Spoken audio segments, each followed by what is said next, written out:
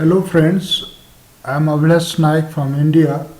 In this small video, I will be talking about my reflections on the class by Mr. Lenandlar Singh from the University of Guyana. His live class was on Can Social Networks be used as a learner management system? So, when we look at this, first of all, we don't understand what it exactly means because we know all the sites for social networking only for information and only for chatting or only for gossiping. But using a social network for supporting learning management, it's a very new concept. I would definitely welcome Dr. Lenandlar Singh for such a wonderful presentation. He presented this on the 24th of February this month. His presentation was academically fruitful, pedagogically explorative, and psychologically engaging. It was a very engaging and interesting session. Most importantly, it was a very lively session full of warmth and academic camaraderie. Mr. Singh, a man with a metallic voice and a lively personality, was able to capture the participants with friendly interaction with almost each one of them. Basically, a faculty in the Department of Computer Science. Moreover, he was giving presentation on a Republic Day, a public holiday for the benefit of the academic fraternity. So now let us see what he talked about in this small presentation of 1 hour. In this presentation, as we can see here, first of all, he gave us the outline of the presentation that he would be taking up. He provided the context, then he provided the related work which supported the context. Then he gave an idea about the use of Facebook in his university. Then he discussed how the Facebook design has been designed. Then he gave some conclusions, then he recommendations and some future designs. Let us first of all see what is the scene in this University of Guyana. There is no learning management system like Moodle. Lecturers are free to explore any tool. A range of technologies are adopted in that university, like social networking, Yahoo groups, blogs, Google sites, peer-wise, Facebook, etc. The lecturers use technology for both formal and informal learning. Blogs are used for to post updates and share resources. Yahoo groups are used to share files and communicate with students. Google sites are used to share notes and other resources. Peer-wise is implemented for contributing student pedagogy. Facebook groups are used to share files, discuss course materials, communicate. This is a very wonderful thing for all of us to know. Challenges for the lecturers. As it happens in most of the universities, he also has pointed out some of the challenges like inadequate understanding of effective technology integration. If technology is not properly integrated, it cannot be successful.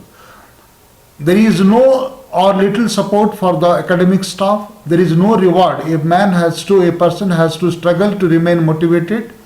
A person has to do things at his own risk at the expense of research. There are some related works that he cites like Bogian, Shan et al., D. Velez, where Facebook can be used as a teaching tool. It can be used for reflecting on learning experiences and it can be used for an effective learning environment to support collaborative learning. He also gives the example of Al-Atabi and Yunus, who have found that engineering students use Facebook to support their learning. Teaching and learning using Facebook is a challenge for teachers and students. That is also a study. But there is some very nice finding by Xiang, Chi and Lee, that is social presence is the most important factor that determines students' usage of Facebook. So it can be very much explored for the benefit of the students. McCarthy identified many positive outcomes associated with the first year students in the use of Facebook as a learning tool. Johnstone also, they found the students are more dependent on Facebook than Twitter and they noted changes in usage, attitude and perception of Facebook over time. So here also we again see that there are references to the LMS, reference to Facebook as an LMS. Number of posts on the Facebook is nearly 4 times more than on the web city.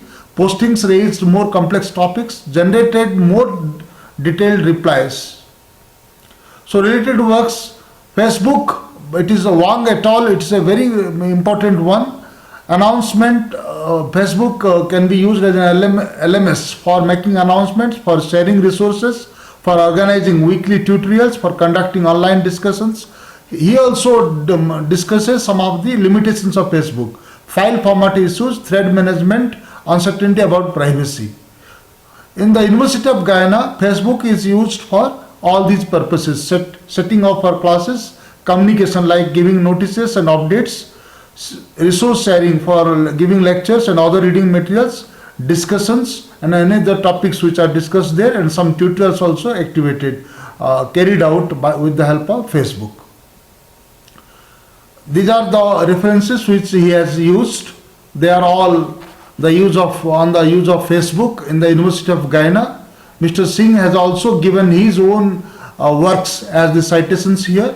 Now this is the Facebook group design, where he has really worked on Facebook as an LMS. Here also we can see that here there is a facility for management of enrollment in the Facebook. Here then we have a facility for the management of file on the Facebook.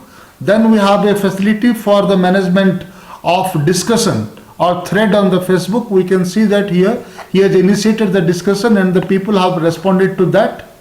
Then when we analyze the Facebook group design, we have a few features that we find here. Facebook is used for asking and polling questions, for tagging people, but no group chats were possible because it was not present in the earlier versions. So no threaded forums are also there. So in the conclusion, he wants to say thus: Facebook could be used for making discussions, for sharing files, for searching, for enrollment management. But the greatest challenge that he faces in the use of Facebook as an LMS is the user management. It is not possible to know who are the legitimate group members, and it is also not possible to know about the exact location of the different discussion topics. He gives some recommendations for the use of Facebook as an LMS, like the feature management. Students and teachers, users should be trained in feature management, in file management, how to upload files, how to put them in the Dropbox, and discussion management, how to tag the files, how to label them, and how to post different points on the Facebook. He expects some improvements to be happening in course of time in the Facebook, like tag clouds, thread management feature, group chat, and better file management, because there are some problems which he has encountered.